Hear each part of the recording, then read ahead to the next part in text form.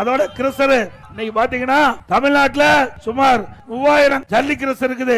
3000 ஜல்லி கிறிஸ்தருக்கு இன்றைக்கு அவளிடத்துல மிரட்டி பணம் பறிக்கிற பாக்குறோம். இன்னைக்கு ஊர்ல ரவுடிகள் தான் கடைக்கு போய் மிரட்டி பணம் பறிப்பாங்க. அது போல இன்றைய ஆட்சியாளர்கள் இன்றைக்கு ஒவ்வொரு ஜல்லி கிறிஸ்தர் உரிமையாளரையும் மிரட்டி பணம் பறிக்கின்ற சூழ்நிலை பார்க்கிறோம். ஒரு ஏக்கர் அந்த கிறிஸ்தருக்கு நிலம் வச்சிருந்தா 3 லட்சம் ரூபாய் வாங்குறாங்க. கிறிஸ்தருக்கு 10 லட்சம், ஸ்டாக் யார்டு இருந்தா 5 லட்சம். ஆக ஒரு கிறிஸ்தருக்கு 20 லட்சம் ரூபாய் இன்றைக்கு லஞ்சமாக பெறுகிறார்கள். கிறிஸ்தர் உரிமையாளரை மிரட்டி இந்த அரசாங்கம் அவருடைய பணம் பறிக்கப்பட்டு வருகிறது. இன்றைக்கு தமிழகத்தில் சுமார் 3000 ஜல்லி கிறிஸ்தர் இருக்குது. 3000 ஜல்லி கிறிஸ்தர்ல ஒரு கிறிஸ்தருக்கு 20 லட்சம் ரூபாய்னா கிட்டத்தட்ட 600 கோடி இதிலே கொள்ளையடிக்க இந்த அரசு துணிந்து விட்டது. நாங்கள் இதை சும்மா பார்த்துக்கிட்டு வேடிக்கை பார்த்துட்டு இருக்க மாட்டோம். எப்படி இந்த அரசு கொள்ளையடிப்பதை மக்கள் பொறுத்துக் கொள்ள மாட்டாங்க.